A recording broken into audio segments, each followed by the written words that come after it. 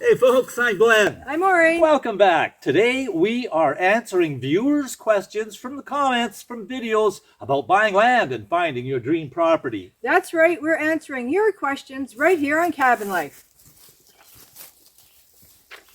So we have 40 acres here of unorganized property in Ontario, Canada, and we have been here for 7 years now. We've had a lot of experience in the wilderness. We've lived at different places over the decades, and Maureen has 30 years experience in the assessment field, assessing properties and so forth. So she's got a lot of knowledge and information that she's gathered along the way.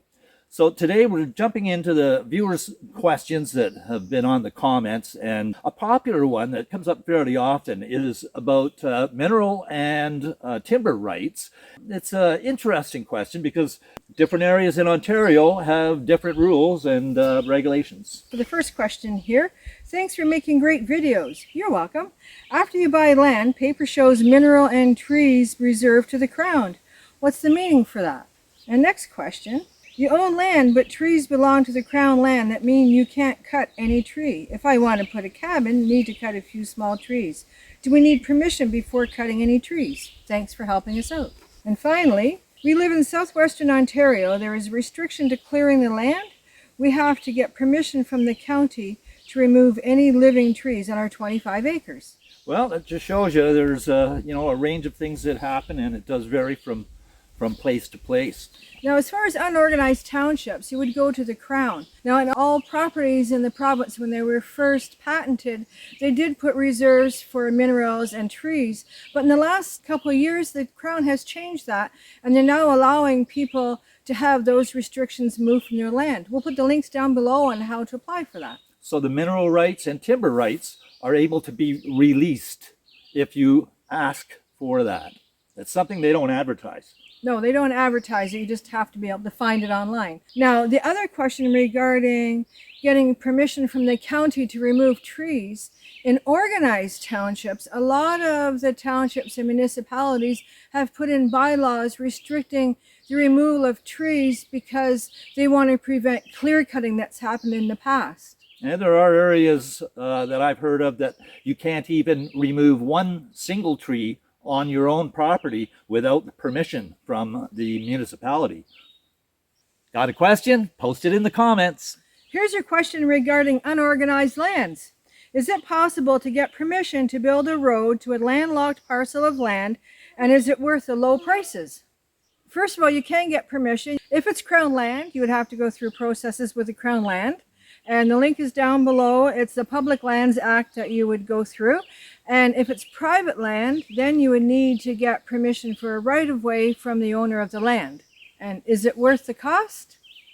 The one thing you don't want to do is just start getting a bulldozer and a chainsaw and start building your road through what you think is untamed wilderness, because you could either be trespassing or breaking the law. Please subscribe so you won't miss any updates. One viewer asked, do you really need to use a lawyer to purchase vacant land, especially if you're buying it from a reputable company? Well, we recommend that regardless of who you're purchasing the land from, that you always use a lawyer, because they look after your rights, your benefits, and to make sure that everything's done right so that you benefit the most that you can from buying the land. You know, a lot of people are searching for that dream property. And some have been searching for a long time. They've had the dream of, living out in the wilderness and enjoying that sense of freedom. Like this one person wrote in, he says, I watch your videos and it sometimes brings a tear to my eye because I'm looking to two people living the life I want. It's been my dream since I was a teenager to own land up north and build a cabin in the woods. When I look at land, it becomes frustrating immediately as it's such a daunting ordeal. So much to know, so much to watch out for, and nowadays so expensive. I don't know if I could ever afford it, and I make good money. Is it 50% down for land? I hear some places no and other places yes. A cabin on or near a lake seems to be $500,000 and not anymore.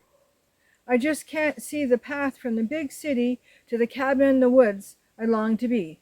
Well, we can appreciate your situation and the frustration that you feel. It's a long search often. It doesn't necessarily come overnight that you find your, that perfect piece of property that you're looking for. One thing to keep in mind is if price is a major factor, then location often takes a second seat to that. So yeah, it's nice to be in the location that you'd prefer to be, but sometimes the price does override that. Take a look at our Buying Land and Finding Your Dream Property playlist. We go through all the steps from starting to finally putting in an offer to purchase. And just keep looking at the areas. Like Glenn says, if the cost is the important part and location isn't such a key priority, then look at areas where the costs are lower. That gives you more advantage. There's a lot of lands that are starting to come down in price. So take a look and just keep an eye on areas where it seems to be more financially feasible for you to buy property in. And just keep your eye open, because one day that deal will come by that'll be just right for you. And as far as the 50% goes, that can vary depending on who it is that you're dealing with. Often, for off-grid places, that is a little bit different because of the situation with it not being hooked up to the grid. And lenders, they want to lower their risk as much as possible. And, the 50%, it could vary. Say if you make an offer to someone for a vendor take-back, there's no requirement for the percent down payment for a vendor take-back. That's something that you can negotiate with a seller. The vendor take-back is the seller holding the mortgage for you, so you would make the payments then to the seller. Actually, we're working on a video now that we've been researching about buying land and the steps that we take to purchase property, and a few different scenarios that we're going to go through. So stay tuned for that upcoming video. Now, for us, when we made the move and then the transition from one location to another, we put our stuff in storage and we had the cabin built, and we lived there for 4 months throughout the first winter. And we were planning our retirement here. So Maureen had finished her 30-year career, and after that it was basically, let's put our feet up and then work. There has been an awful lot of work to developing this property, but it's all been a fun experience. Okay, one of our readers asks, thanks for the information. I'm looking to move to rural Ontario, but I have a family to support, so I need some solid sources of income. Do you guys have any suggestions for me? Actually, we do. Depending on the location as to where you're moving to, it may be more conducive to farming, agriculture, or it may be more conducive with lots of forests and lakes, rivers around you.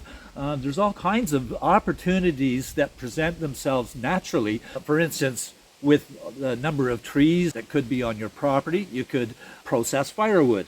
Firewood these days are well over $100 a cord for a face cord. So if you're fairly quick with a chainsaw, yeah, you can definitely make some dollars there. Agriculture, you could raise livestock, you could raise chickens, sell eggs.